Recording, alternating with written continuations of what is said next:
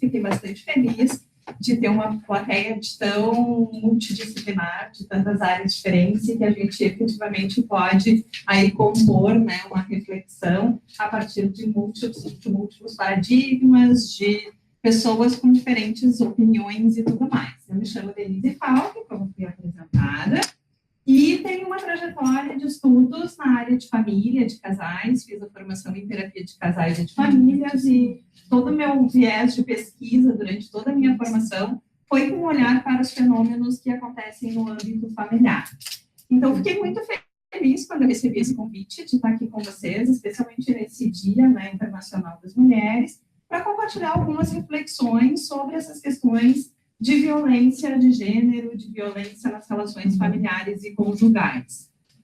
Claro que, no primeiro momento, a gente pensa, né, que talvez essa não fosse a temática mais predominantemente querida de ser tratada no Dia Internacional da Mulher. A gente podia estar pensando em assuntos mais leves, né, mais prazerosos do que efetivamente falar de violência.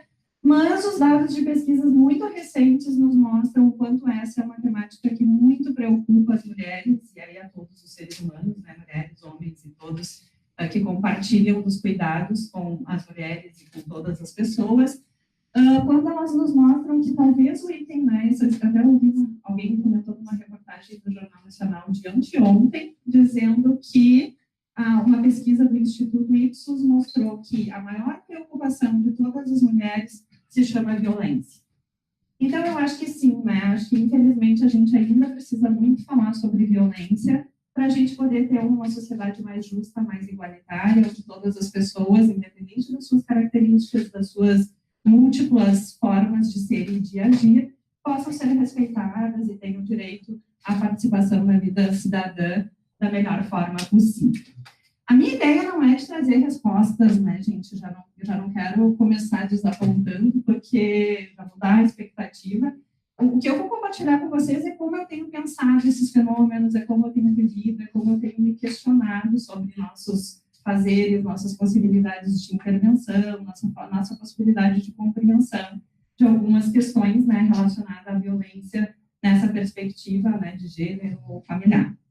Mas convido vocês, então, justamente a gente a refletir e trazer à tona. Então, fica bem aberto se vocês quiserem fazer perguntas e tudo mais. Eu fiz uma fala pensando, né, num tempo determinado, e aí depois a gente tem um tempo para debate também, porque acho que é muito importante essa construção em conjunto. Eu inicio a minha fala, então, trazendo um conceito sobre uma das perspectivas, uma das formas da gente entender gênero, né? Então, vou partir da Scott, que diz que gênero é um elemento constitutivo das relações sociais, baseado nas diferenças percebidas entre os sexos. Ou seja, o gênero também é uma forma primária de dar significado às relações de poder. Acho que aqui a gente já tem vários, né, parâmetros para nos definir o que a gente pode entender por gênero e pensar nas possíveis consequências dessas questões relacionadas às caracterizações por gênero, né? Quando a gente fala especialmente nessa forma de definir características baseadas em questões relacionadas à sexualidade e o quanto essas características podem se transformar em marcadores de poder nas relações, né? Acho que isso já nos importa, porque a partir dessa definição de quem, com determinadas características, assume uma situação de poder, e que a gente vai poder entender e compreender o quanto as características de gênero podem se transformar num ambiente fértil para a gente pensar em violência de gênero, né? Que seria, então, toda forma de agressão intencional desferida contra alguém em função do seu gênero.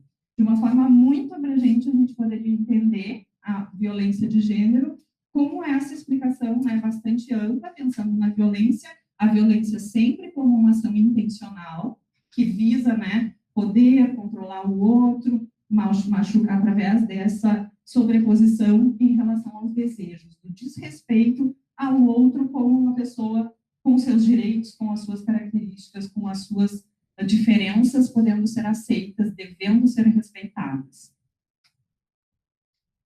A violência de gênero, ela estrutura-se a partir da concepção de que os seres humanos possuem, em função do seu gênero, papéis, poderes e status desiguais na vida privada e pública.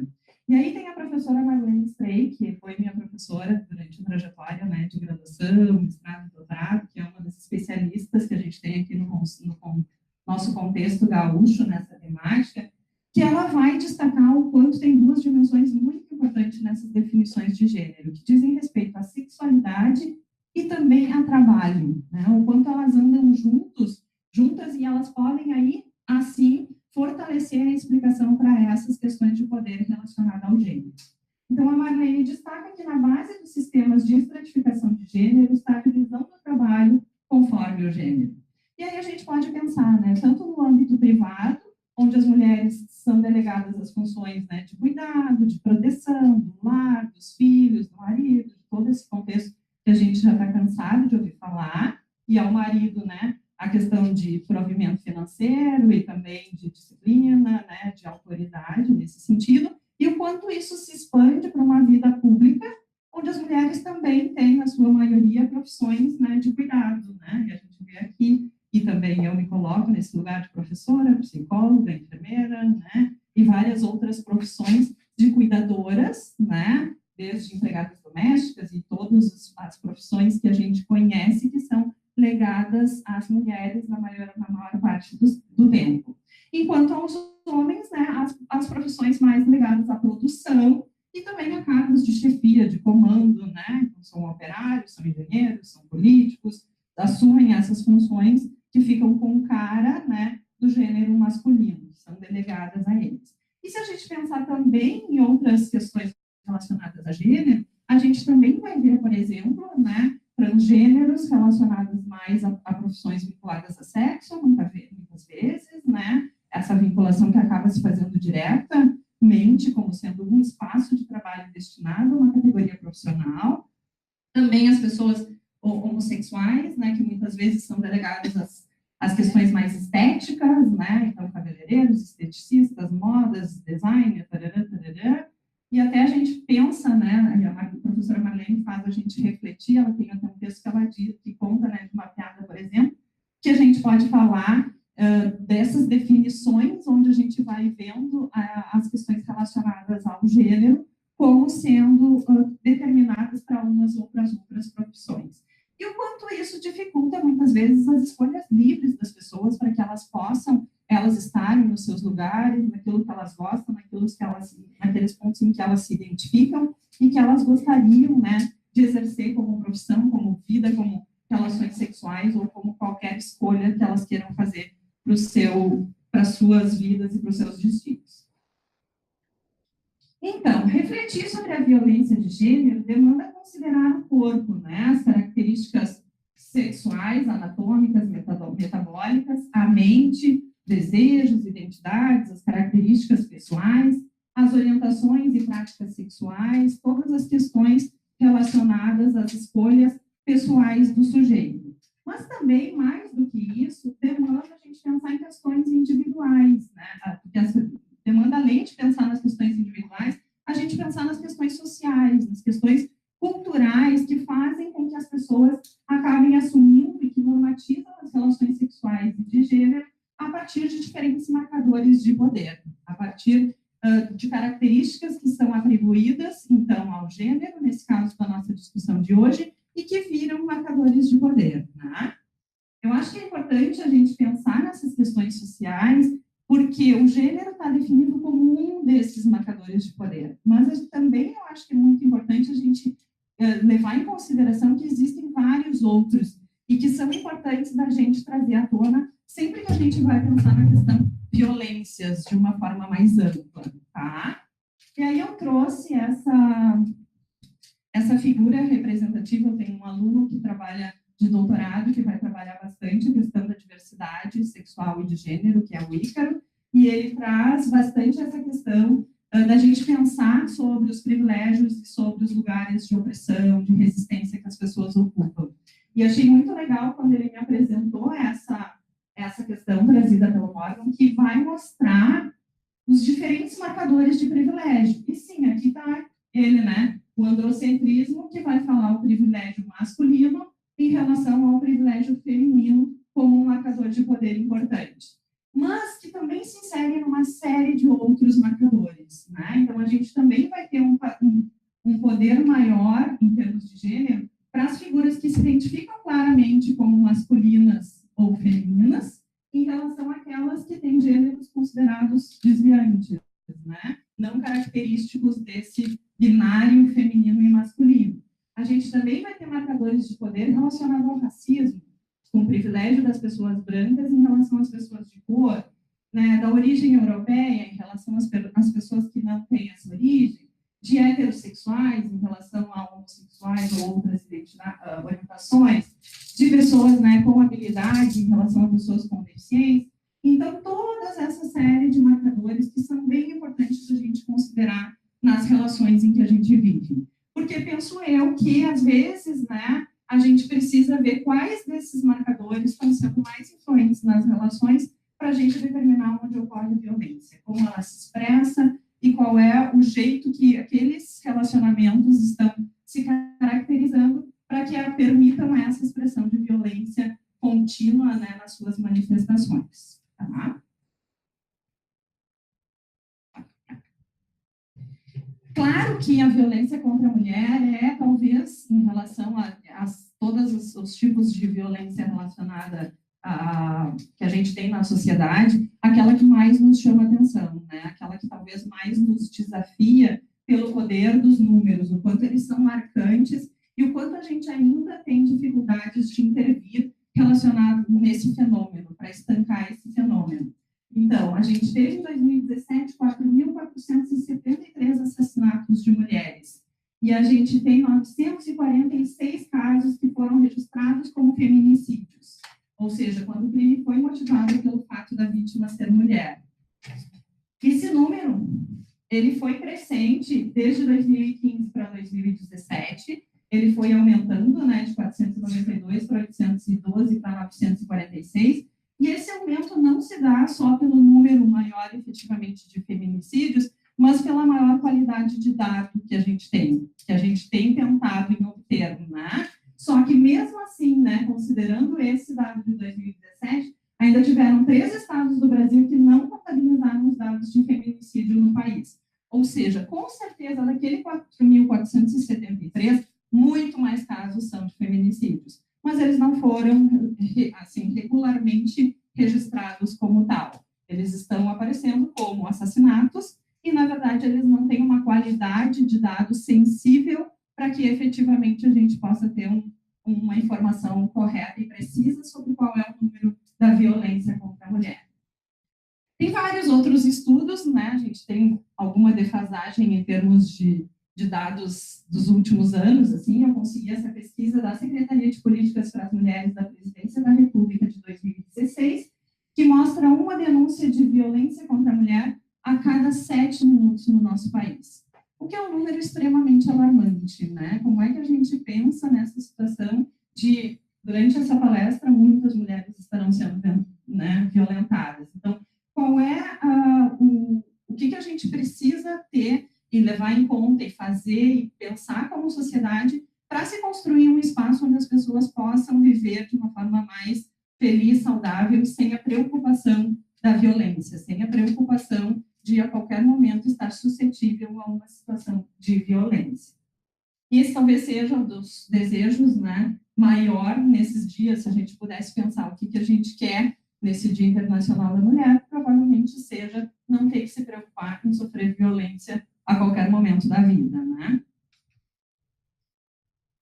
Eu trouxe esse gráfico para mostrar que a gente tem tentado fazer algumas coisas, né? Tem a legislação, tem a Lei Maria da Penha, que é um grande avanço social em termos de reconhecimento do fenômeno, em termos de mudanças nas formas de atender, na forma de compreender o fenômeno, na forma de efetivamente se planejar e se pensar sobre a questão da violência contra a mulher, do encaminhamento em termos de políticas, de tratamento, de intervenção e de tudo mais, só que a gente ainda não conseguiu, mesmo após a Lei Maria da Penha, efetivamente estancar essa questão da violência, né? Então, o que os dados nos mostram?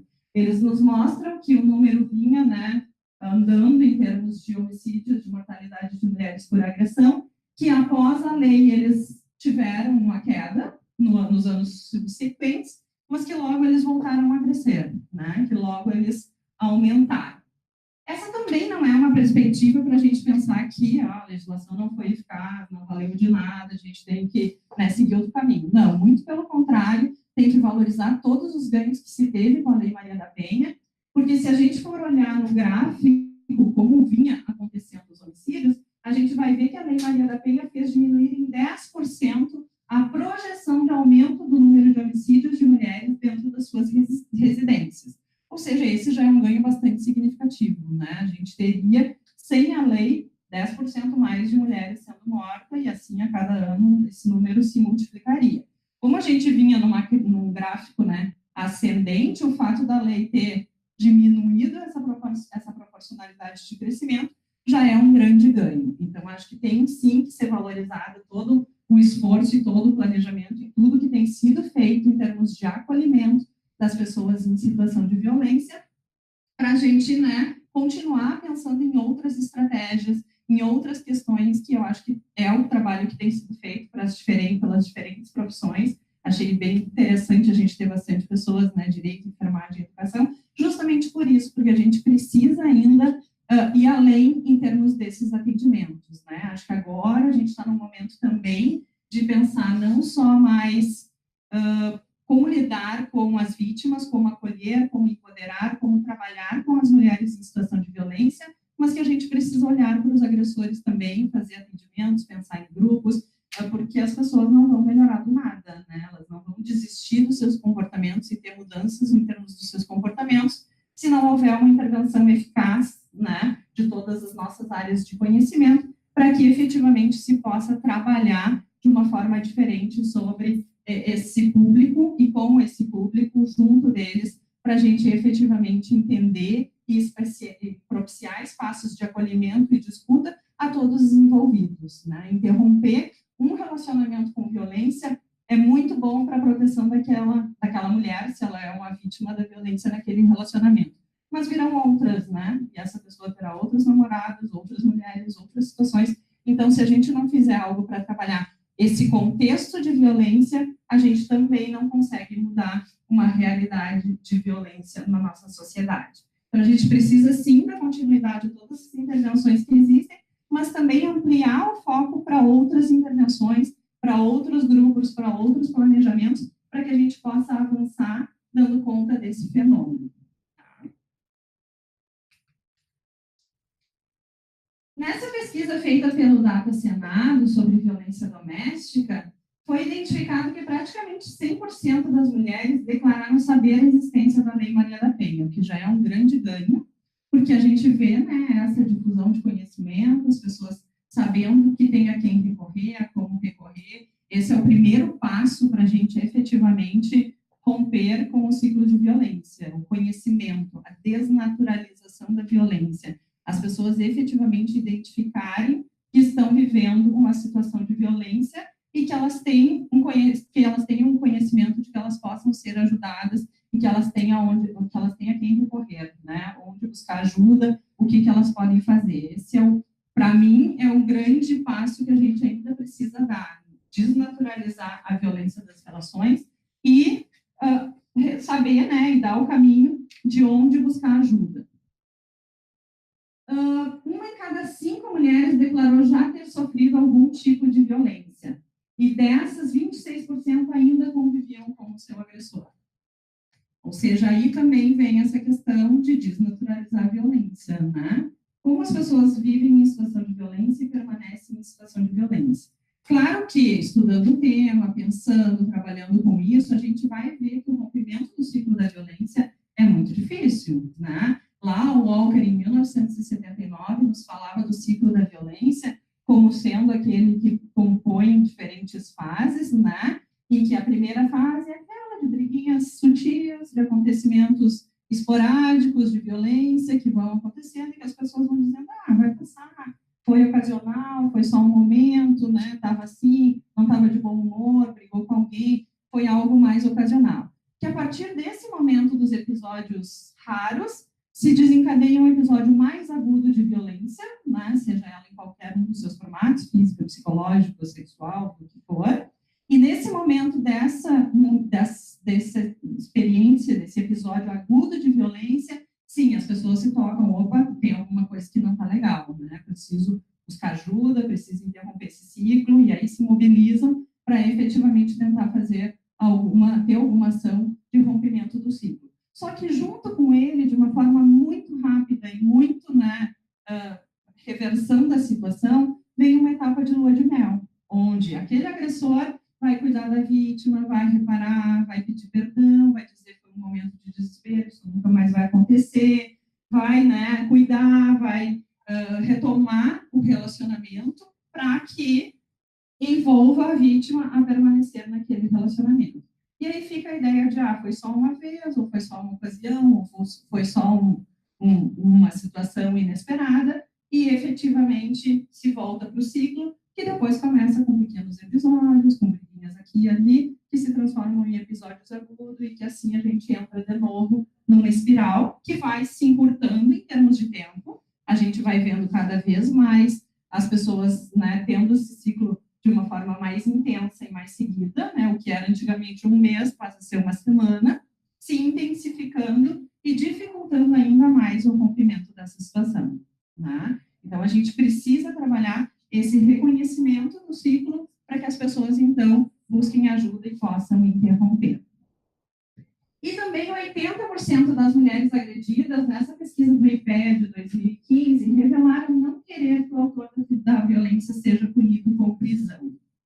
Então, isso eu acho que também é um dado para a gente pensar, sobre a qualidade desses relacionamentos, o que eles têm e o que essas mulheres gostariam e o que elas estão nos dizendo com isso. E acho que falam um pouco dessa necessidade de tratamento, da gente pensar como é que a gente pode dar um espaço para tratar. O que elas querem é não ser violentadas. O que elas querem é ter um relacionamento com melhor qualidade, e não é a punição ao agressor que vai trazer a satisfação, e sim a sua liberdade, o seu respeito, a qualidade na sua vida, É efetivamente elas estarem bem com os seus relacionamentos, com a sua vida, e aí buscando relacionamentos saudáveis, com esse ou com outras pessoas que sejam de interesse. Acho que esses dados, eles nos fazem pensar justamente sobre a qualidade das intervenções que nós, como profissionais da saúde, ou das diferentes áreas, humanas e sociais, que a gente pode pensar e oferecer para as pessoas que estão em situação de violência, de que forma a gente pode ouvi-las e tentar intervir nesses relacionamentos. E eu acho que eles falam preponderantemente do quanto ainda é naturalizada a violência nos relacionamentos. Volto de novo a esse ponto, Por que elas também não querem que os maridos sejam presos? Por que existe essa continuidade desses relacionamentos? Porque, de certa forma, parece que nasceu assim e que é para ser assim, Parece que existe uma naturalização desse poder masculino em relação ao feminino, e que é historicamente construído e que é talvez sobre ele onde a gente deva atuar e deva intervir. Por quê? Porque espontaneamente 2% dos homens admitem terem cometido violência sexual contra uma mulher e diante de uma lista de situações, 18% reconhecem terem sido violentos. Ou seja, também parece não ser tanto motivo de vergonha, de, estou fazendo alguma coisa errada, não vou contar, na pesquisa, vou responder o que é desejável socialmente. Não, se fala abertamente que se é violento, se fala, algumas pessoas, falam e assumem e admitem isso. E aí eu fico pensando justamente isso. O quanto nós como sociedade, não estamos ainda sendo permissivas com essa violência e deixando com que ela aconteça e transpareça e marcando reforçando esse marcador de poder de gênero nas relações, Então, acho que a gente precisa pensar muito na possibilidade de desnaturalizar essa violência, de desnaturalizar esse fenômeno, de efetivamente mostrar que desde o início dos relacionamentos, o controle da roupa, o controle do celular, o controle, de todos os comportamentos das pessoas são violência, são manifestações de violência. E a gente precisa tentar isso não só para nós, como público adulto, mas para os nossos jovens. A gente tem pesquisas lá no grupo de pesquisa, que os gurias já fizeram parte, de alunos que construíram a Aline Marasca e a Mônica Vian estudando a violência que eles presenciaram na sua família de origem e a violência que eles exercem nos seus relacionamentos afetivos, e os dados das pesquisas são extremamente alarmantes, né? A Mônica avaliou o que os adolescentes viam de violência no relacionamento dos pais, e são índices altíssimos. Eles veem os pais se agredindo, os pais se batendo, eles veem a violência física, psicológica cometida de um dos cuidadores em relação aos outros, né? E eles, no trabalho da Aline, mostram o quanto eles usam de violência nos seus relacionamentos amorosos na adolescência já. E aí tem estudos que mostram o quanto a exposição à violência no namoro é um grande preditor da exposição da violência nos relacionamentos adultos. O quanto já se constrói nesses relacionamentos iniciais na adolescência, uma perspectiva de como compreender as relações que já vêm, né, dos seus modelos familiares e que aí tem continuidade nas suas relações adultas. Então, acho que a gente precisa pensar já nas escolas, modelos de intervenção preventivos para os namoros, para os ficares, para o ficar, né, para os crushes hoje em dia, para sei lá, ou qual é o tipo de relação que eles estiverem estabelecendo, mas que efetivamente incluam o respeito e incluam o reconhecimento da violência, né? Porque muitos desses adolescentes também, ainda que dissessem que praticavam, né, atos considerados violentos, eles não reconheciam como violência. Sim, a gente faz isso, aquilo, aquele outro, mas faz violência? Não, violência não. Bom, mas como assim, né? Se tem esse tipo de conduta, ela precisa ser reconhecida como violência. Então, acho que é muito importante a gente trabalhar com essa desnaturalização do fenômeno, com efetivamente a gente marcar o quanto é inadmissível que uma pessoa seja forçada a fazer o que ela não quer, que existam, né, comportamentos sexuais ou físicos ou psicológicos inadequados e que desrespeitem os desejos das pessoas. Então, né, falando nesse número, isso corresponde a quase 1/5 dos 100 milhões de homens brasileiros, né, é o dado dessa pesquisa, que reconhecem já ter sido violentos nos seus relacionamentos. Então, a gente tem um fenômeno bastante grave, bastante importante, e a gente precisa mudar essas nossas concepções, o que a gente pensa sobre o fenômeno para construir uma sociedade que seja um pouco diferente. Até aqui eu venho falando bastante, porque é o nosso tema principal de hoje, nessa questão da violência de gênero, da violência contra a mulher e tudo mais. Mas também quero dar uma ampliada no fenômeno e discutir com vocês e trazer para reflexão alguns pontos que eu acho bem importante da gente pensar, né, em relação a essa desconstrução, que foi o tema que me foi proposto, das violências de gênero, né? O que a gente, que no meu entender, a gente ainda precisa também pensar sobre esse fenômeno. E aí, né, a gente vê que os principais estudos sobre a violência de gênero estão centrados na violência dos homens contra as mulheres. Ainda que esse seja o tipo de violência mais frequente, tal centralidade de alguma forma pode limitar a compreensão do fenômeno, pois desconsidera a diversidade das identidades, das orientações sexuais.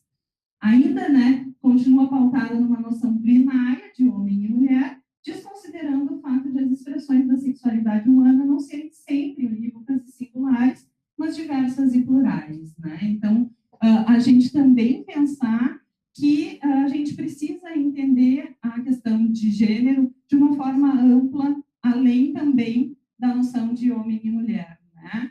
E aí, essa autora, Eva Falers, ela vai falar da violência identitária, né? Que não permite as pessoas adotarem o gênero, a identidade ou os comportamentos que elas desejam, né? Que vai impedir com que as pessoas ajam e sejam da forma como elas acharem melhores, porque elas precisam como responder ao gênero, né? Ou masculino ou feminino para serem aceitas na sociedade, para terem maior inserção ou forma de como lidar nesse âmbito social, tá? Então, acho que isso a gente precisa também começar a considerar quando a gente trabalha essa ideia de desconstrução de violências de gênero, né? Ampliar para o escopo da diversidade que a gente tem hoje na nossa sociedade, e que precisa, hoje não, né? Desde sempre, mas que cada vez mais a gente está buscando reconhecimento em termos de direitos e cidadania. E também, né, uma outra faceta faceta que tem me chegado muito nos nossos dados de pesquisa, nos nossos atendimentos clínicos e em várias outras questões, que também vai nos trazer uma pulguinha. Eu sei que é um assunto mais polêmico, mas que tem me feito pensar, e eu preciso compartilhar com vocês, porque faz parte do nosso dia a dia de estudos, que é, sim, a gente nunca desconsiderar o quanto as mulheres são as principais vítimas de violência conjugal, né? Mas também entender que existem vários estudos que estão nos mostrando homens vítimas de violência na conjugalidade, né? Homens que sofrem de violência pelas suas parceiras e que não encontram em muitos espaços para efetivamente falar dessas violências. Claro que, né, normalmente a gente vai entender essa violência como uma forma de resistência das mulheres que já foram submetidas a muitos, né, espaços de violações em todas as suas vidas e que também exercem essa questão, mas tem vários estudos e atendimentos, especialmente, né, em outros países, que depois eu vou trazer para vocês, que estão alertando para esse fenômeno e que eu acho que também é um pouco importante da gente pensar. Nos nossos dados de pesquisa, a gente tem identificado, quando a gente trabalha com uma população não clínica, investigando os índices de violência aqui na região metropolitana e também no Rio Grande do Sul como um todo, a gente tem visto os homens como cometendo significativamente mais do que as mulheres a violência sexual, sem dúvida, né? São índices bem alarmantes da violência sexual, especialmente cometida pelos homens. A agressão psicológica, ela se apresenta de uma forma mais bidirecional, tanto os homens como as mulheres cometendo a violência psicológica. Mas, sim, as mulheres, nos índices, né, nos resultados dos estudos, cometem significativamente mais violência psicológica, pelos resultados que a gente tem obtido. E a violência física, ela se expressa de forma igualitária, não existe diferença estatística significativa em relação à violência física cometida por homens e mulheres nos nossos dados de pesquisa, tá? A gente fez uma pesquisa que eu até participei na URGS, coordenada pela professora Adriana Wagner, com 750 casais no Rio Grande do Sul, e também os nossos estudos aqui no grupo de pesquisa, que a gente tem uma população de 200 casais atualmente, e esses dados, eles têm se repetido e nos feito pensar sobre essas questões de como a violência se expressa nas conjugalidades. E tem nos feito refletir sobre esses lugares, né? Claro que quando a gente estuda violência de gênero, a gente pontua muito fortemente essa ideia da violência que a mulher produz como algo ocasional, situacional, em um momento de briga, né? O Johnson tem uma tipologia de violência que ele vai dividir no terrorismo íntimo e vai chegar na violência situacional, indicando o quanto a violência ela é mais bidirecional e cometida pelas mulheres nesses casos mais situacionais, e o quanto o terrorismo íntimo, esse sim, é mais cometido pelos homens nas pesquisas que ele tem conduzido e nos atendimentos. Mas também tem outras perspectivas da literatura que vão mostrar que não, né? Que elas aparecem de uma forma mais mútua e mais simétrica em todas as relações. Então, a gente tem feito pensar, esse é um dado que nos tem feito pensar sobre esses lugares, né, de homens e de mulheres nas relações e como elas estão se expressando. E aí vem um questionamento que eu tenho me feito também, né, na medida em que o nosso esforço é pelo empoderamento feminino, é por efetivamente as mulheres, né, terem espaços de poder nas relações de forma igualitária com os homens, e como talvez isso esteja, né, também se dando a partir do exercício da violência nas relações. Como talvez esse lugar também possa estar sendo ocupado, sendo, né, agora exercido por essas mulheres. Acho que é um fenômeno que a gente precisa atentar. Nos casos que a gente atendeu, a gente, né, fez um estudo com casais em situação de violência e trabalhou em psicoterapia com eles.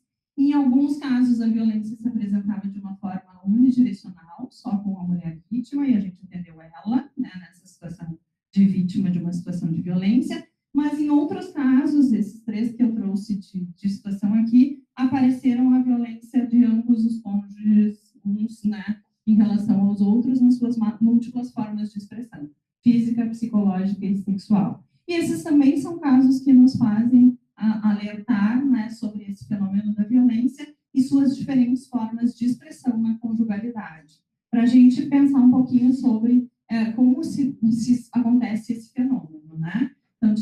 casal que dizia que o relacionamento era ruim, o que vira e desvira, nesse sentido, né, de ter episódios seguidos de violência, tanto de um como de outro. Outros que viviam entre tapas e beijos. Um outro que dizia que era o amor bandido, né? Então tinha muitos episódios de violência bastante grave, tanto cometidos pelo marido como pela esposa, e que, apesar desses episódios de violência, existia um amor que superava todas essas situações e que fazia com que eles permanecessem juntos. Claro que em todos esses casos que a gente atendeu, a gente questionou muito, né, e trabalhou, né, e efetivamente foi fazendo eles próprios se questionarem sobre as situações que eles estavam vivendo, apresentando o ciclo da violência, desnaturalizando a violência, trabalhando estratégias de resolução de conflito, manejo de raiva, uma série de questões. E o que a gente viu foi que, nesses casos, a opção pela separação e pelo desvinculamento foi a melhor alternativa para todos os casais, porque a violência causa danos irreparáveis nos relacionamentos em termos de confiança, de respeito, de dimensões que são essenciais para uma vida conjugal saudável, para uma vida conjugal funcional, em que as pessoas se sintam bem, tenham prazer nas suas relações. Então, também eu ressalto, né, tem alguns estudos feitos em Portugal que estão nos mostrando que falar sobre a violência contra o homem ainda é um tabu, né, que a gente diz que a gente já está um pouco mais, muito mais, né, avançado na ideia de violência contra a mulher, mas que ainda não está abrindo espaço para falar e para trabalhar a dimensão da violência contra o homem. E tem essas duas pesquisadoras da Universidade do Minho, a Andrea Machado e Matos, que vão falar que a maioria dos homens vítimas de violência doméstica reage com silêncio à agressão, e os que recorrem ao sistema de apoio avaliam negativamente por sentirem que são incompreendidos e novamente vítimas, né? Então, fico pensando se a gente não precisa também abrir espaços de delegacias da família, onde efetivamente a gente possa ouvir a todos os envolvidos nas situações de violência. Segundo essas estatísticas criminais de Portugal, 1 em cada 4 vítimas de violência doméstica lá é homem, né? E a gente precisaria daí pensar nesses espaços para a gente trabalhar a violência nas suas diferentes formas de expressão. Aqui no Brasil tem esse estudo de mestrado da Oliveira, sobre a orientação do professor Lúcio de Souza, que questionou que tipo de violência está sendo trabalhada, ou talvez mesmo produzida pelos profissionais da saúde, quando apenas as mulheres são acolhidas, fortalecidas e empoderadas, e os homens, quando são atendidos, estão unicamente na condição de agressores, né?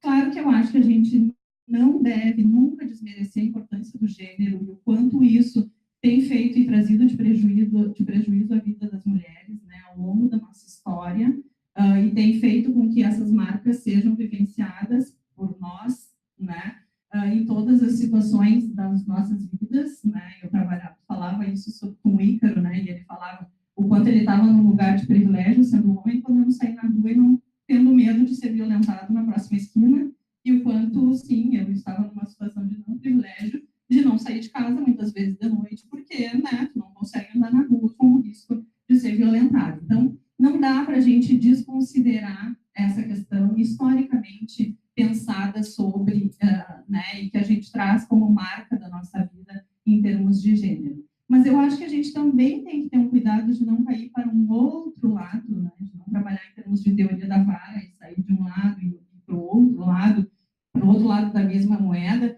e também deixar de ouvir situações gravíssimas que estão sendo vividas por homens nesse momento, porque também é esse gênero, é esse estereótipo que pode estar dificultando com que outras situações de violência sejam abordadas, trabalhadas e pensadas, e que a gente possa efetivamente nos respeitar como pessoas, né, como seres humanos com características diversas.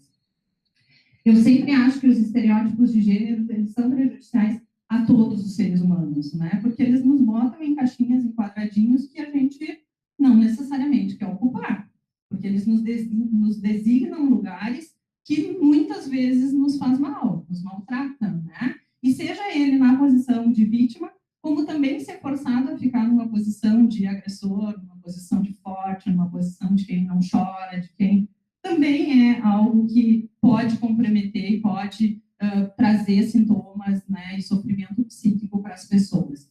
Então, a minha ideia é a gente começar a pensar a todos os prejuízos para todas as pessoas que esses estereótipos de gênero podem causar. E aí, quando, né, eu fui convidada a falar um pouquinho sobre essa ideia de desconstrução das violências de gênero, um pouco me passa por aí, né? O quanto também a gente, exigindo e colocando homens em posições de agressores, a gente também não pode estar exercendo uma violência de gênero, na medida em que a gente encaixota ele nesse estereótipo de gênero e talvez não seja a experiência daquele homem, daquela pessoa que a gente que nos procura para atendimento ou que nos procura para ser ouvido e para tudo mais. E aí, eu, né, compartilho dessas experiências que existem já, dessa discussão ampla na literatura, que fala, né, de assimetria de gênero, simetria de gênero, como é que se dão nas relações, como é que se expressa a violência em relacionamentos homoafetivos, né, de pessoas de mesmo gênero, como é que existe, hoje mesmo a Brenda, minha bolsista, pegou um artigo que dizia também arroxo no arco-íris, né, a violência nas relações homoafetivas, né, que a gente viu o quanto, e é o nosso projeto atual, a gente pensar das relações e da violência nas relações homoafetivas e em todas as configurações na diversidade sexual e de gênero. E o que eu acho mais importante de toda essa discussão, né, entre um ponto e outro, entre um lado que vai ver a simetria, o outro lado que vai focar na questão da simetria, é a gente pensar na necessidade de entender cada caso como um caso, né, de efetivamente a gente desnaturalizar as situações, né, de efetivamente a gente estar aberta para ouvir como é que acontece cada experiência, de entender que a violência se expressa de diferentes formas nos relacionamentos, que a gente nem tem necessidade de análises mais individualizadas, né? É claro que esse histórico pesa bastante, né? É claro que esse histórico nos faz pensar o que está por trás dos fenômenos de violência, como é que elas se expressam, será que não tem algum outro componente histórico e cultural que explique essa situação? É claro que isso pesa muito e sempre o marcador de gênero vai ser muito importante para a gente olhar e atentar nos relatos que a gente recebe de violência. Mas a minha ideia é que a gente precisa ouvir cada caso, entender cada situação de violência como única, né? Não como generalizar, apesar dela representar muitas vezes a história que a antecedeu, apesar dela ser reflexo daquela história que a antecedeu, mas a gente está aberta para ouvir as experiências de todas as pessoas que chegam e que nos procuram. E aí eu volto para esses marcadores, né? Porque sim, gênero é um marcador importante, mas tem outros que também são nas relações. E a gente precisa prestar atenção neles também, né? Quais são essas professoras pesquisadoras de Portugal trouxeram como um exemplo de caso, né, que elas atenderam, a situação de um rapaz latino que casou com uma portuguesa e que, né, em função de estar lá, e aí se recebeu a cidadania em função do casamento, e ele foi torturado durante muito tempo, né, com agressões físicas e psicológicas em toda essa situação. Então, ali entra um marcador, né, europeu, tarará.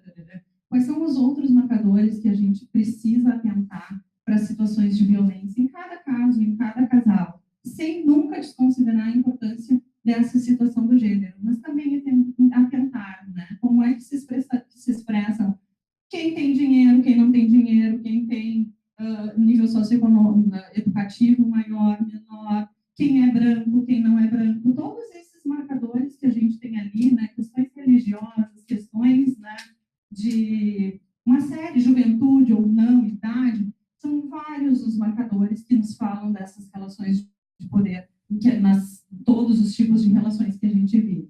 E aí eu acho que a gente só consegue desconstruir violências na medida em que a gente pode olhar de uma forma aberta, né, sem uma pré-visão do que efetivamente está estabelecido, sem um pré-enquadramento em uma determinada situação. Então, como considerações finais, e aí eu quero abrir espaço para a gente poder conversar, né, para a gente ter mais espaço de diálogo, de efetivamente a gente trazer assuntos à tona nessa nossa meia horinha final. Eu vou dizer que o que fica para mim é que a perpetuação dos estereótipos de gênero é um resultado do que é feito na família, na escola, na universidade, na TV, nas redes sociais, sociedade, é feito do que a gente vive no nosso dia a dia. E é só a gente, como uma população que reconhece o seu direito, a sua cidadania, que vai poder mudar essa situação, que vai poder desconstruir essas caixinhas relacionadas ao gênero para a gente poder pensar de uma outra forma. Eu fiquei um pouco assustada, fui dar aula em Cuiabá esses dias e me falaram que lá estava na moda o chá de revelação. Eu disse, meu Deus, seria um chá de revelação? E aí eles me explicaram, e depois eu voltei para cá e perguntei, e aqui também está comum. Chá de revelação é para, quando a pessoa está grávida, revelar se é um menino ou uma menina. Como é que acontece isso? Eu perguntei. E me disseram, a pessoa faz um bolo, e aí se ela corta o bolo e é rosa, é porque é uma menina. Se ela corta o bolo e é azul, é porque é um menino. Eu pensei, nossa, parece que todos os avanços que a gente teve nos últimos tempos, em termos de conquistas relacionadas à diversidade sexual e de gênero, meio que vai abaixo, né? Tipo, avisar essas pessoas que esse gênero vai ser definido lá pelos 18, 20, 21 anos, como é que as pessoas estão tão preocupadas com essa ideia de ser menino, menina, e de já colocar enquadramentos, né, rosinha, azulzinho e blá, blá, blá, blá, blá, blá, desde que a criatura ainda nem nasceu, né? Ainda está lá para vir e já está sendo enquadrado em um mundo cor-de-rosa ou no mundo azul. Como é que a gente quer desconstruir momentos e situações de violência de gênero e estereótipos de gênero se a gente, como sociedade, valoriza e voltou a valorizar questões desse tipo? É possível? Me pareceu um tanto quanto incoerente. Assim como também me parece incoerente, me deparo nas minhas redes sociais com hashtag mãe de menino, hashtag mãe de menina. Não vi de pai de menino ou pai de menina, por isso não coloquei aqui, né? Mas deve ter também. Não tem nas minhas redes, que são formadas provavelmente pela maioria de mulheres. Mas o que nós também estamos dizendo? A gente também já está, desde que as crianças são muito pequenininhas, valorizando ser menino, ser menina. Quais são as diferenças entre ser menino e ser menina? Educar menina é muito mais difícil. Educar menina é mais fácil. Nós temos a perspectiva de mudar as pessoas quando elas forem adultas? Como é que a gente faz isso? Eu digo, né? A gente trata meninos como sendo meninos até os 18 anos e depois a gente quer que tenha uma varinha mágica e que faça com que eles se transformem numa pessoa doce, agradável. Até então, ele não pode chorar, ele tem que ser agressivo, ele tem que, né, jogar futebol, brincar de carrinho, tarará, tarará, e depois ele tem que ter o cuidado com o outro, se preocupar com o cuidado dos filhos, ajudar na casa, tarará, tarará. A mesma coisa com as meninas, ao contrário, né? A gente boneca, princesa, princesa, princesa, esse universo cor-de-rosa, e aí chega lá na vida adulta, a gente quer que elas ocupem cargos de política, cargos de, né, gerência, de chefia. Isso é muito incoerente, né? A gente vai conseguir mudar esses nossos estereótipos se a gente começar cedo. Se a gente permitir a meninos e meninas serem o que eles quiserem ser, e agirem do jeito que eles quiserem agir, colocar a cor de roupa que eles quiserem colocar, sem esses determinismos, sem essas visões pré-concebidas, e sem, no meu ponto de vista, essa valorização de mãe de menino, mãe de menina. É menino ou é menina? A primeira coisa que se pergunta quando tem uma grávida é menino ou é menina, né? Por que a gente coloca o gênero ainda nesse nível de prioridade?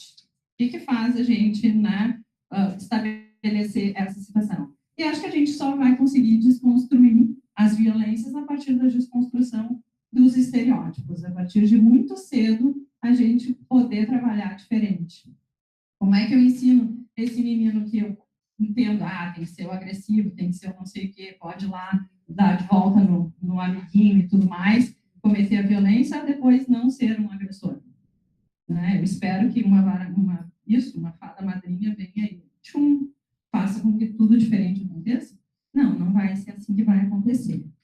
E também precisamos acabar com a pedagogia da violência, né? Ainda essa ideia do te bato porque te quero bem, ainda está presente na nossa sociedade. Eu fiquei muito assustada com uma aluna minha de especialização que fez um trabalho perguntando para as crianças sobre os métodos coercitivos na educação, e ela fez um estudo qualitativo, entrevistou 10 crianças, e das 10 crianças, 9 relataram ser violentadas pelos cuidadores, né? E dessas 9 que relataram ser violentadas pelos cuidadores, uma disse, a minha mãe chega muito brava em casa do serviço e aí ela perde a cabeça e bate em mim. Todas as outras 8 disseram, eu merecia. o meu pai, ou minha mãe, ou o meu cuidador, ou quem quer que seja, bateu em mim porque eu fiz coisa de errado e eu merecia apanhar para ser corrigido. Então, isso é a perpetuação da situação de violência, né? Se as pessoas acham que é para ser violenta, que o uso da violência se justifica em termos de corrigir, em termos de tentar porque te quero bem, por que essa pessoa que é violentada lá na infância não vai usar violência nos seus relacionamentos na vida adulta? Se ela internalizou essa ideia de que a violência é porque eu te quero bem, é porque eu estou fazendo bem para ti. Então, a gente também só vai conseguir desconstruir essas ideias de violências de gênero ou de qualquer outro tipo de violência nas nossas relações, na medida em que a gente repensar os nossos padrões educativos e conseguir efetivamente eliminar a violência das relações, né, de cuidado e de tudo mais que a gente vivencia na nossa família e na sociedade. E aí tem esse texto da Gertz que ela pergunta, em lugar de nos perguntarmos sobre o que é gênero, será que não deveríamos buscar a compreensão de como essa denominação está se construindo ou desconstruindo?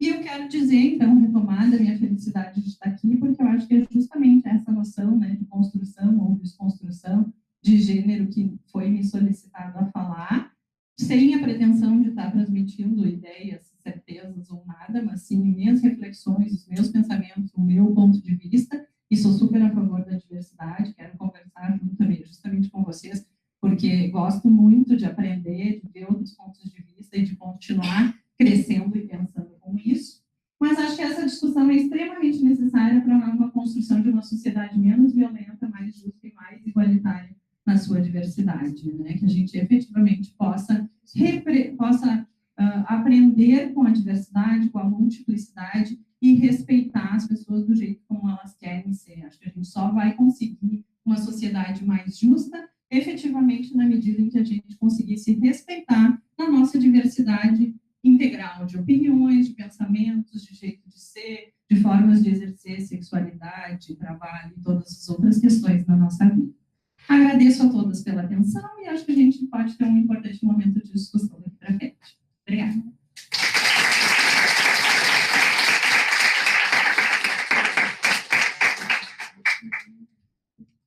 Muito bem, muito obrigada, Denise, pelas contribuições importantes, referenciais, né, estatísticas e analíticas sobre esse tema tão complexo, né, e tão urgente nas nossas vidas. Bonita está a nossa sala, com bastante participação, e agora, então, fica aberto para o debate, né? Vale dizer que nós temos até às 19 horas para essa conversa. Nós pedimos que todas as manifestações, então, sejam breves para garantir mais gente contribuindo, e pedimos também para que as pessoas possam vir aqui, ou daí, dizer o seu nome e um pouco da sua identificação para a gente poder conversar melhor. Aqui. Quem quer dar uma largada? Por favor, queres vir aqui? Isso.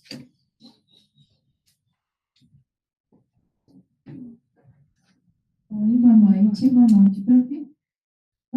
Então, a minha colaboração vem no sentido de que eu acho, sim, muito importante que se tenham essas políticas afirmativas para toda a violência contra a mulher, ela já ocorreu, como, por exemplo, né, dar assistência para a família, enfim, também trabalhar com os jovens no início da questão do relacionamento, mas o problema da violência contra a mulher, eu não falei muito. Então, meu nome é Priscila, eu sou pedagoga e eu estudo questões de gênero e violência contra a mulher.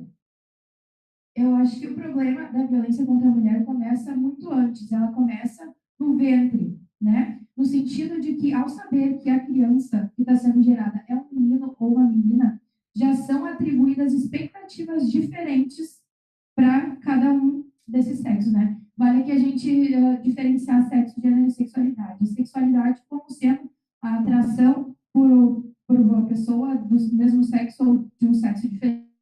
Isso vai ser aflorado lá na adolescência, então cabe eu tratar disso agora.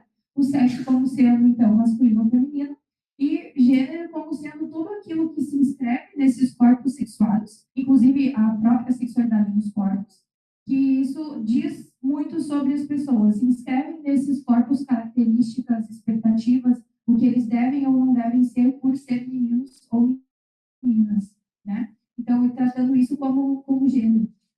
Porque desde que tu tem, então, uma criança na tua barriga e tu diz coisas diferentes sobre o outro, tu está criando uma relação desigual, é uma relação de poder.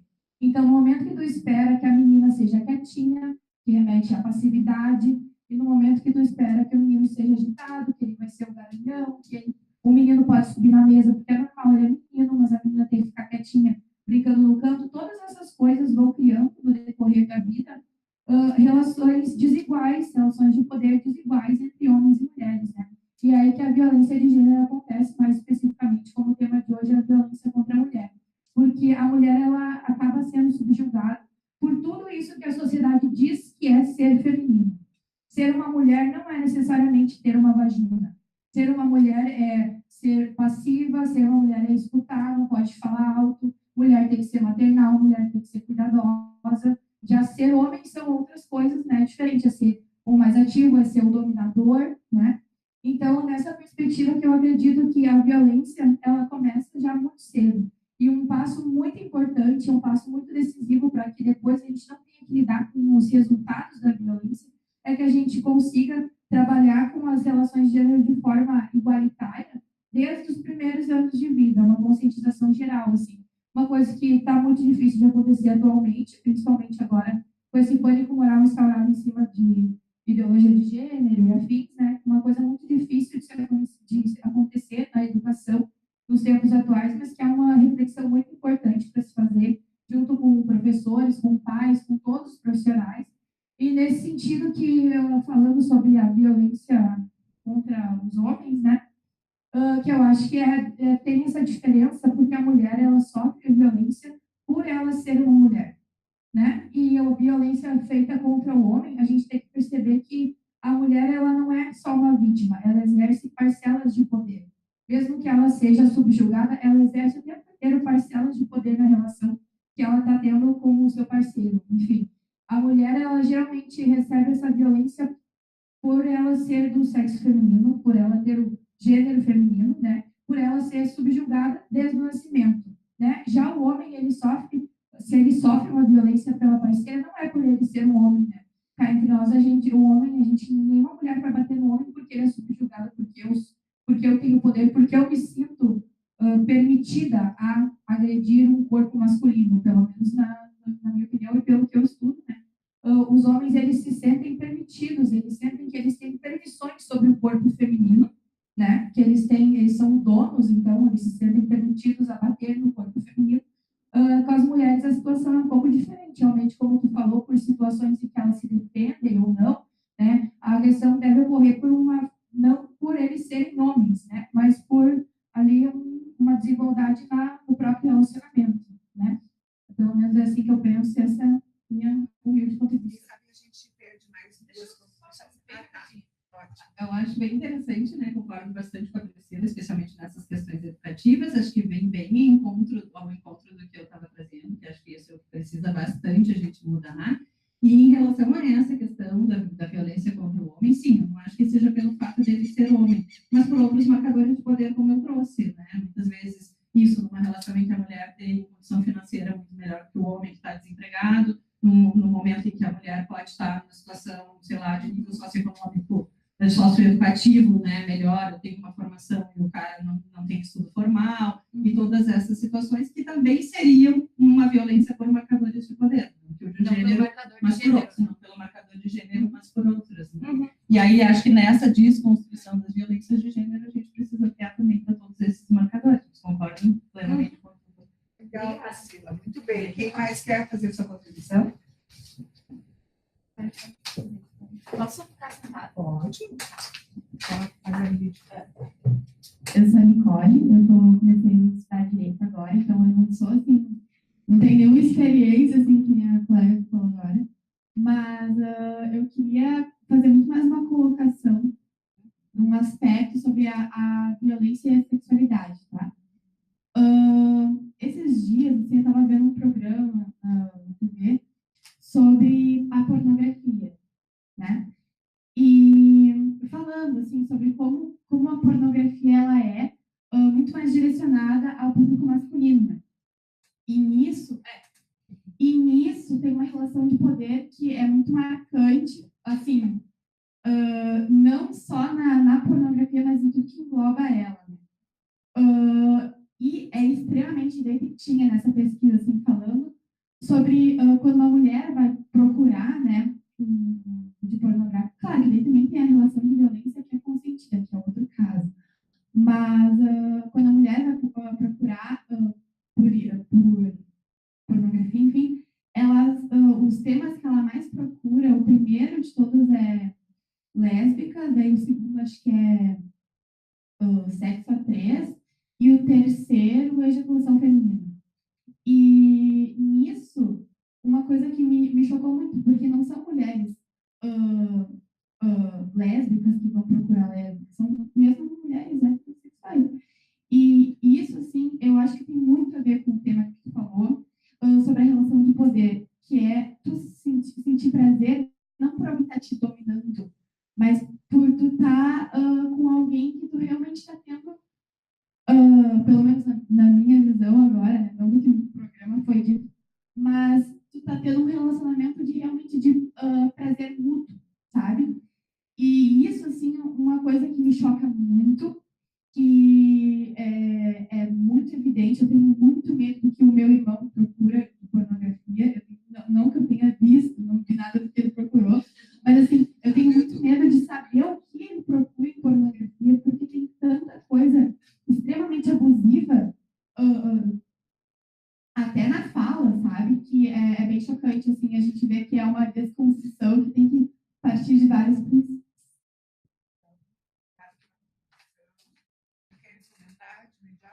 Como se acha melhor. Não, acho que bem interessante essa tua colocação, porque, de novo, ela vem da desconstrução de uma série de mitos, né? Por que os homens procuram mais pornografia? Porque tem no imaginário popular a construção desde sempre de que eles precisam ser um sexo mega sexualizado, ou pessoas mega sexualizadas, que não conseguem controlar seus impulsos, que, né, o sexo domina, sobe para a cabeça, essas coisas todas que a gente vê na construção. E aí, claro, as mulheres não são permitidas, né, desde pequena, como a Priscila falou, né, fecha a perna, né, dobra, se o menino tá de cueca por aí, tá todo mundo livre, a menina de calcinha não, né, tem que ser toda comportada. Então, desde a descoberta do corpo e de tudo mais, é muito diferente a educação sexual que se dá para meninos e meninas. E aí, o resultado na vida adulta é, obviamente, um interesse muito maior e muito mais livre dos homens pelo sexo e pela pornografia do que pelas mulheres, que são proibidas desde o início de lidar com questão de masturbação ou todas as outras questões que vêm pela frente, né? Então, já se faz uma construção distinta de educação sexual de meninos e de meninas desde muito precocemente. Vamos ver? Eu tenho uma pergunta relacionada no âmbito da educação, no que diz respeito às dificuldades de permeabilidade do ramo da psicologia dentro dessa área, para tratar desses assuntos dentro das escolas no âmbito geral. Eu trabalhei certo tempo com educação sexual em algumas escolas aqui do Vale dos Sinos e percebi o tamanho despreparo do corpo docente profissional dentro da gestão como um todo, e principalmente porque os profissionais, os professores da área de psicologia, eles deixam muito a cargo dos professores de biologia trabalhar esse assunto. E a gente teve alguns cenários catastróficos, assim, em questão de gestão, há um tempo atrás, que foi devido ao fato da inserção de alguns kits de educação sexual, até mesmo que abordam o assunto dos transgêneros, enfim, que foram praticamente ou não adotados por inúmeras escolas conservadoras, ou até mesmo foram adotados para passar uma imagem de politicamente correto, né? Enfim, foram de fato abandonados, até mesmo pelos profissionais que experimentavam aquele instrumento de trabalho. Então, eu vejo que há uma dificuldade imensa, né, nesse campo da educação, e eu vejo pouco assim, da psicologia inserida, né, ou de fato não tão valorizada dentro desse âmbito. Eu queria saber quais são essas dificuldades para que esse trabalho seja de fato ampliado e esse assunto com a violência seja de fato abordado nesse âmbito. Eu sou Marcelo, sou estudante da Biologia, sou formado em licenciatura, agora bacharelado, e mestrando em Educação também. Marcelo, eu acho que é Excelente a tua questão, porque me parece que essa é uma das áreas onde a gente precisa trabalhar em conjunto, né? A gente precisa nas escolas de estar junto, a psicologia, a educação, a biologia, né? Várias áreas efetivamente poderiam fazer um trabalho muito legal relacionado à sexualidade. Mas eu fico me questionando o quanto a gente, como sociedade, está pronta para efetivamente fazer um trabalho de qualidade em termos desse questionamento da sexualidade nas escolas, né? E não sei se um dia a gente vai estar, mas às vezes eu acho que é menos pior não trabalhar do que trabalhar equivocadamente, né? Do que fazer um mau uso de informações, de materiais, de tudo que se planejar. Então, eu acho que muito mais do que efetivamente investir em tem que fazer isso ou tem que fazer isso, é na capacitação dos profissionais, né? E eu acho que muitas das situações da psicologia, dos profissionais de psicologia que eu acompanho inseridos na educação, fica sendo uma tentativa de um trabalho individual, né, de acolhimento do aluno que está tendo dificuldade de falar com o pai, de não sei o quê. Ainda é um atendimento, é todo um esforço, mas é muito individualizado e não é pensado nessa questão mais ampla de um trabalho multidisciplinar, onde vários profissionais poderiam estar juntos, e o que a gente pode, então, pensar de intervenção em conjunto. E aí, uma andorinha não faz verão, né? Então, uma pessoa, o outro que esteja motivado, que efetivamente esteja capacitado dentro de uma escola, professor de biologia, alguém de educação ou da psico, não consegue fazer sozinho um trabalho de qualidade. E aí vai se desestimulando, né? Porque aí não tem adesão, aí, claro, né? Os alunos às vezes pouco participam, fica uma tentativa de fazer grupo de pais, menos ainda eles participam, e a gente vai se desestimulando nesse sentido, né? Então, sim, eu acho que a gente precisa o planejamento de intervenções mais, né, robustas em relação a determinados temas, sexualidade, violência, e uma série de outras questões, né, que a gente precisa e teria um ambiente fértil na escola para trabalhar, mas com capacitação de profissionais como primeiro ponto, né, como primeiro aspecto, e construção de equipes nas escolas, assim, né, que são as pessoas que se sentem habilitadas e que gostariam de trabalhar com isso e efetivamente daí ter espaço, dinheiro, financiamento, né, tempo para conseguir lidar com isso de uma forma de qualidade, que ainda é uma realidade um pouco ideal e não tão na nossa vida, né?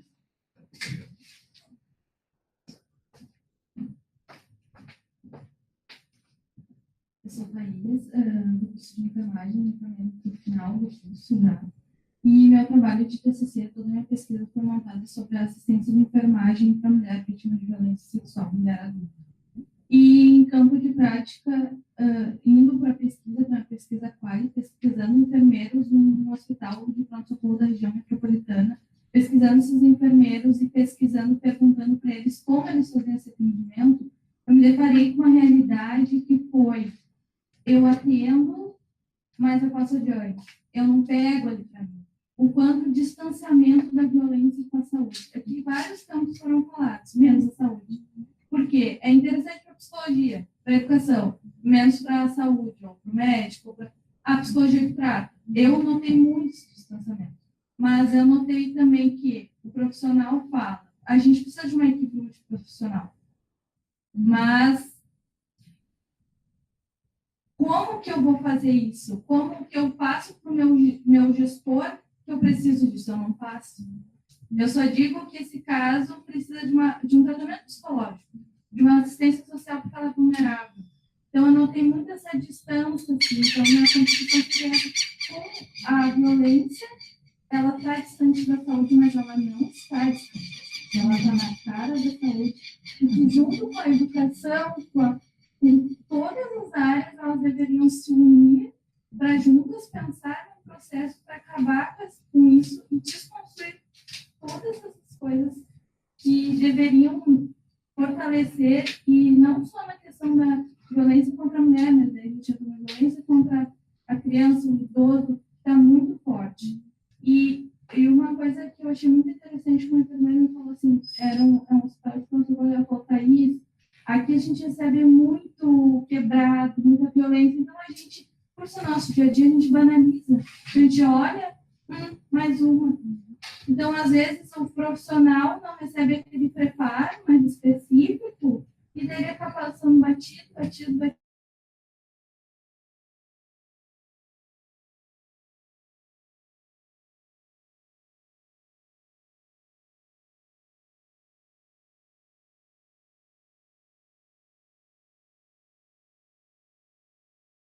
Entrando no doutorado, a Camille, que mapeou a rede de atendimento a mulheres em situação de violência, né? O que as pessoas fazem quando as mulheres chegam e dizem eu estou sofrendo violência?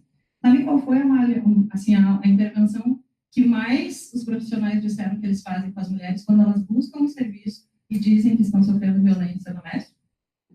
Encaminhamento. Ela foi em lugares, numa cidade do interior aqui, ela foi num lugar da promotoria, aqui a gente não atende essa situação, é lá no CREAS, né? Ela foi lá no CREAS, não, aqui a gente não atende essa situação, é lá na promotoria. E eu disse, se teu marido estivesse lá dentro, tu ia estar morto nesse momento, porque ninguém ia te atender. Ele está te mandando daqui para lá, de lá para cá, de cá para lá, e a intervenção é encaminhamento, como assim? E ela entrevistou psicólogos, assistentes sociais, e todas as pessoas nesses lugares, principalmente intervenção e encaminhamento. Então, não é só no hospital que se invisibiliza a violência, é também nos lugares da rede. A gente ainda tem uma rede extremamente fragmentada.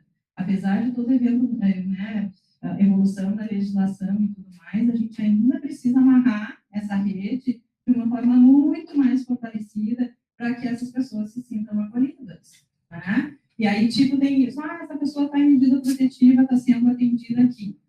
O marido vai junto até a porta do serviço, fica do lado de fora, ela entra, porque eles não podem entrar juntos. Aí ela sai, eles vão junto para casa. Oi? Aí a gente fica numa situação de, tá bom, eu aceito que tu está me enganando, eu aceito que tu está sendo enganado, e assim as pessoas continuam desprotegidas, né? Seja pelos enfermeiros, que não reconhecem a violência, muitas vezes encaminham, não quero que esse problema seja comigo, seja pelos psicólogos, que muitas vezes não assumem, tá bom, né? Eu vou ter que dar conta desse caso. E muitas vezes, quando eu falo disso na graduação, professora, como a senhora trabalha com violência? É um tema que não é agradável de se trabalhar, né? Seria muito melhor trabalhar com temas qualidade, conjugal, sei lá, com outras coisas que são mais interessantes. Mas a gente, como profissionais, precisa se dar conta de que é necessário, né? Para essa mobilização social, para efetivamente a gente contribuir um pouquinho com esse mundo onde a gente vive, e tem que ter gente que seja capacitada para trabalhar com esses fenômenos, né? Então, sim, acho que a gente precisa se fortalecer como rede, saúde, assistência, né, todos os profissionais envolvidos nesse acolhimento, para que a situação e a principal intervenção não continue mais sendo encaminhamento, né? Olha a situação de vulnerabilidade que ficam essas pessoas, que quando conseguem, depois de muito tempo de violência, normalmente romper o ciclo, se deparam com uma falta de ajuda dos profissionais que deveriam estar ali para ajudar.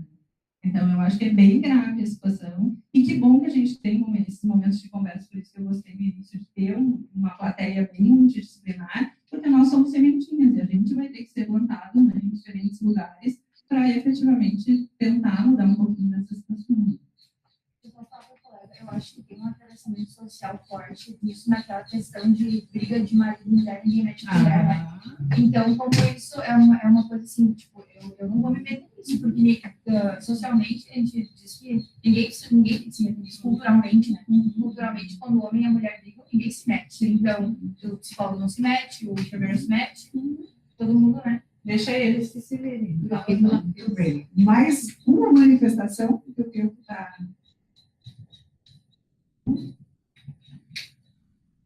É bem interessante essa colocação da pessoa. Tem vários trabalhos que as gurias apresentaram na mostra, que é em briga de marido e mulher, ninguém mete a colher, um baita ponto de interrogação, né? Não, a gente, como profissionais, precisa meter a colher. Meu nome é João, eu sou de economia. Eu me lembrei daqueles casos de uma situação pública de homens para mulheres, né? Ônibus, nas paradas de ônibus, locais públicos, quanto entra isso da educação do homem, né? Que é importante ressaltar não só empoderar a mulher, mas empoderar o homem, tirar ele desse pedestal. Assim.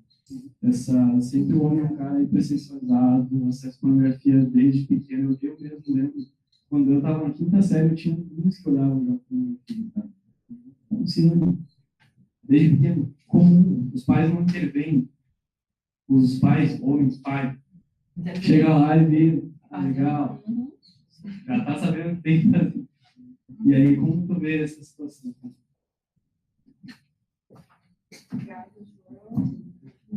João, agradeço muito a tua colocação, porque ela é bem pertinente em relação a isso que eu estava discutindo, porque isso pode ser uma violência contra esse menino de 10 anos que não está preparado para um conteúdo sexual, ser forçado pelo pai a ver conteúdos sexuais, né? Daqui a pouco a criatura ainda nem se despertou para alguma situação específica, e por ser homem, ele precisa ver, ele precisa acessar, ele precisa ser sexualmente ativo, desejar, tudo mais, né? Muito de coerção sexual que aparece, às vezes, das mulheres contra os homens, é nesse sentido, de tipo, tu tá broxa, como é que tu não corresponde às minhas expectativas, né? É esse tipo de violência que também, muitas vezes, aí aparecem nas relações, onde esses homens e mulheres sempre são colocados nos quadradinhos, né? E aí o cara não tem dor de cabeça, né? Não pode dizer tô com dor de cabeça, porque ele é violentado em relação a essas situações. Ele tem que estar sempre pronto, 100% do tempo, é hipersexualizado nesse sentido. É isso que corresponde ao estereótipo masculino, mas isso pode ser violência.